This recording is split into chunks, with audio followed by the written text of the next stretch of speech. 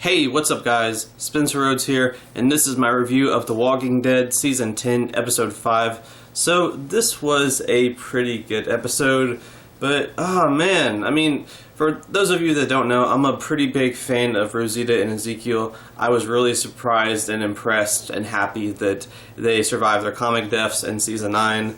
I was really thinking they would die last season, and which they would have if they followed the comics, but they didn't follow the comics. They kept them alive. They killed other characters instead. And I was thinking, wow, Rosita and Ezekiel make it to Season 10. That's so awesome. Maybe one of them or both of them make it to Season 11. And it's like, I mean, I guess it kind of feels like borrowed time, and now it's catching up. Because, man, they both got they're both in trouble right now. Ezekiel has thyroid cancer, and Rosita has a bug or is sick. Dante said she would be okay, but we don't know. We didn't see her this episode. We just heard Dante on the radio say Rosita caught a bug, but she'll be okay.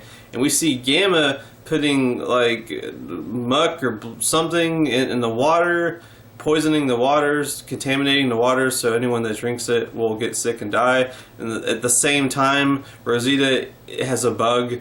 I don't know, that's bad timing. So is Rosita dying and Ezekiel dying?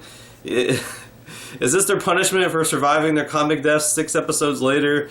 Because it is 6 episodes later, if you count the finale of Season 9, because the Heads on Spikes was before that one, so it's like, I mean, they lived a little bit longer, and technically, I mean, it's kind of funny because technically neither of them died this episode, and I don't know if, I don't, for all I know, they both are going to be okay. They both survived Season 10. I don't know. It's still possible, but I don't know. I mean, Episode 5, Ezekiel has cancer and Rosita is sick. I don't know. Maybe it's like a troll from the writers because they know that the comic fans are worried about this. I just don't know. It's like, I'm glad that it's episode 5 and not like episode 1 or anything, but at the same time it was like we were doing so good. The first 4 episodes, nothing, and then episode 5, both of them are sick. It's like, dang. And the storyline with Negan was interesting. I made a couple of theory videos, and I was actually proud of myself because I made a couple of theory videos this past week and about what would happen in this episode, and I was actually right. I made a theory video about Brandon possibly being a psychopath, and I was right about that because he turned out to be a psychopath. And then I made a video about will Yumiko and Magna break up, and they did break up. At least it seems like they did, so that was interesting. But yeah, with Negan and Brandon, I kind of figured it would be some sort of variation of Negan kills Brandon or Brandon dies, but I really liked what they did with Brandon. They just made him like the next Lizzie, you know, just psychopath, just complete psychopath. And I like how they didn't really try to make it a big surprise because I feel like that would have been kind of forced. They didn't make it a big surprise that he was a psychopath. They pretty much made it obvious right from the get-go that he was a psychopath. So it wasn't a huge plot twist when he killed them, but it was still a cool moment, and it wasn't forced because they established that he was already messed up in the head. And I like that Negan put up with this crap for a little while, but after a while Negan just got mad and was like, you take your pasty, creepy face, I don't want to see it ever again. I like that. That was very Negan. That he doesn't put up with this crap for too long because Negan's good at reading people. He knows this guy's a psychopath, and he strung him along for a little while and was nice to him, but it just got too much, and Negan was like, go, I don't care about what happens to you. You're crazy, you're messed up, you're a psycho, I don't want to see your face ever again. That's very Negan, because I was worried that Negan was going to continue to just put up with this crazy kid and you know, sort of be oblivious to how just dangerous he was. But no, Negan actually did what Negan would do, which was see through him and, you know, not put up with his crap for very long. So that was very in Negan's character. I do like that. It's very tragic that he came back and killed the woman and her son. It's, you know, Negan's story is a little more tragic than it is in the comics, because in the comics this doesn't really happen. He just gets broken out, kills Brandon, but Brandon's completely different. He's just some stupid kid that Negan gets rid of, and then he goes and decapitates Alpha. That's it. And he comes back and fights in the Whisperer War. But here, I mean, they're really making it more tragic about how he he's with this woman and her son, and Brandon killed them. And Brandon's this kid that was inspired by the way Negan used to be. You know, he back when Negan was who he was, he probably would have loved this guy as one of his saviors. He had people like that. I mean, you know, so it's kind of sad because it's like, you know, these people that Negan was with got killed by this guy that's trying to act like him. So I think Negan feels a little guilty. So I like that part of his storyline. One thing I didn't really like the whole thing about Negan talking to this kid for 10 minutes about testicles. I mean, I get it, it's Negan, but it was a little much. Like, it was a little bit much. I thought that was a little weird. I was like, Negan, why are you so obsessed with that? Like, why are you talking to this child about that? Like, that just seemed weird. I don't know why that was in there. But yeah, Alpha and Beta and Gamma they're all trying to figure out what to do, and this one Whisperer is speaking out against Alpha, and Alpha says something like, you know, strategy takes time. You know, we just have to slowly kill them and do little things that'll cripple them all together. And then he pretty much does it to that Whisperer. She stabs him in a bunch of places and basically makes him fall to the ground as like an example of what she's talking about. I thought that was cool. And Gamma cutting herself, and then Aaron is out in the woods for, I don't even know why, but he gives her a bandage, and he's like, I'm from Vermont. He's trying to make conversation with her. And it's weird because Aaron's been pretty dark this whole season. He's talked about how he's done being nice, he's reckless. He wanted to kill Negan even though Negan helped him. And then out of nowhere, he's trying to make conversation with a Whisperer and help a Whisperer. So I was just like, oh, okay, that was kind of out of nowhere. But Aaron's needed to chill out a little bit this season. I mean, I understand where he's coming from, losing Eric and Jesus, but he's needed to chill out a little bit. Wanting to kill Negan, I was like, okay, no, don't kill Negan. He was protecting Lydia, you idiot. That's like setting a bad example. But I guess he's trying to be a good person right now, so he's giving the bandage to Gamma, and he's trying to make conversation with her. So it's like Aaron's going back to his roots. He's going back to his season 5 roots when he first met Rick's group and was making conversation with them and introducing himself. I don't know, that was an interesting potential storyline for Aaron.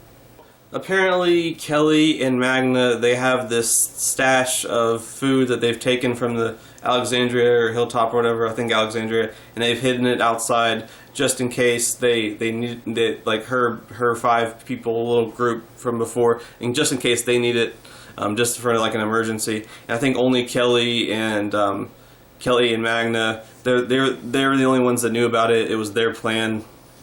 And Kelly is going out, and she gets attacked by walkers, and she doesn't come back for a while. She gets knocked unconscious or something. Yeah, she gets like knocked unconscious, and Connie freaks out, and Connie and Daryl go looking for Kelly.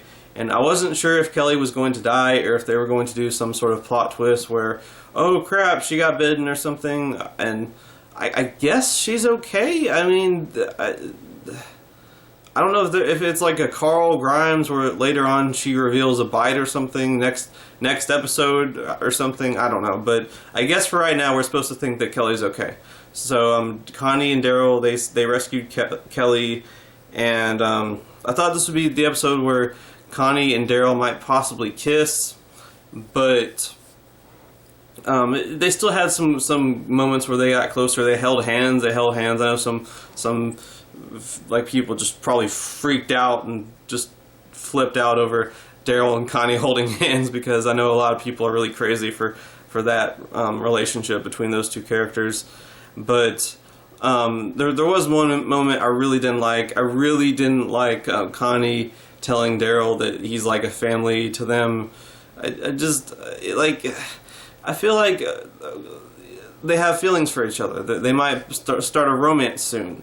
that's just, if it was like a Daryl Carol, you know, where it's like you feel like they're sort of like brother and sister, that's something to say. But if it's someone you have romantic feelings for and you say that to them, that just seems unattractive to me. Maybe it's just me, but it just doesn't seem like something you would say to someone you have a romantic interest in. I really didn't like that moment from Connie. It seemed out of her character. She seemed, for the most part, she seemed like someone who's too cool to say something like that, or do sign language, say something like that to Daryl. That just seemed kind of out of her character. I really didn't like that. I just thought that was cheesy. And with Magna and Yumiko, we find out a little bit more about Magna's history. They've just kind of slowly given us a piece of Magna's past a little bit at a time. We found out last season that she was in prison, and then we found out an episode or two ago that Yumiko was her lawyer, and now we've found out most of the full story. She had a younger cousin, we don't know how young, but young, who was possibly raped or something, and she just said that she was hurt. But the guy that did it was not punished. He got to get out free, and Magna came after him, probably killed him, or probably killed him. I think she did kill him, because she said something like, "We've both killed now."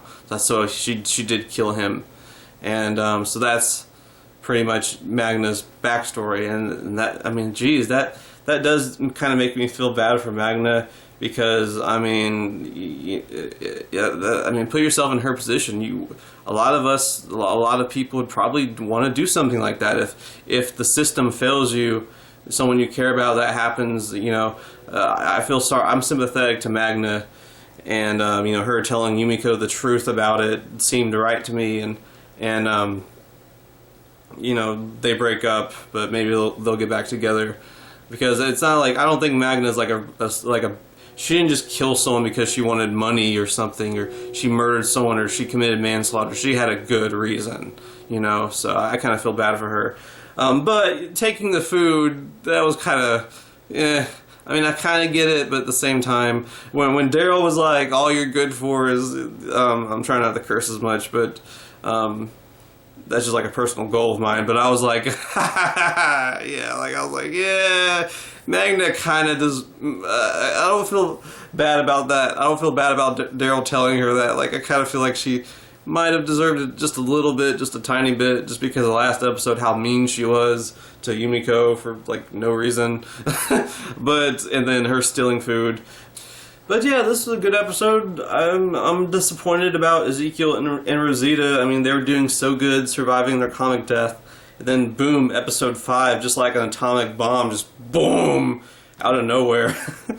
We'll see. They're not quite dead yet, so I hate that both of them are like dying in the same episode out of nowhere, though. But we'll see. I don't know. I mean, Alicia got covered in blood that was supposed to kill her on Fear the Walking Dead, and then that just kind of went away, and she's still fine right now. So we'll see what happens with Ezekiel and Rosita, I guess. But overall, this was a good episode. I really enjoyed it. I've really enjoyed this season so far. You know, probably every episode has been at least good to great for me, so I've really enjoyed this season so far. Can't wait for the next 3 episodes. I'm not excited about the 2-month break, but that's probably a good thing, because it means you're enjoying the show. So I'm excited for the next 3 episodes. I'm excited for the whole back half of the season. Can't wait to see what happens. Can't wait to see who dies and everything, or when the Whisper War will start. Oh, and I almost forgot, Negan and Beta. Holy crap, that's gonna be great. This is a big part of the comics. I don't know if he's going to end up doing what he does in the comics, but I mean, it seems like they're setting it up, so we might get that. We might get that big Negan comic moment. So we'll see. But yeah, that's all I have for this review. Let me know what you think in the comments below. Don't be shy. Hit that like and subscribe. I'm not going anywhere. I make 1 to 2 Walking Dead videos per day, so please hit that subscribe button. Right now, I am at 633 subscribers. My goal is to try to get to 700 in the next few months. So just remember, every subscriber counts. Every bit of support matters and is very, very appreciated. Hopefully we can get to that goal of 700.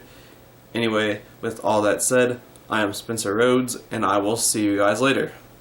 Bye.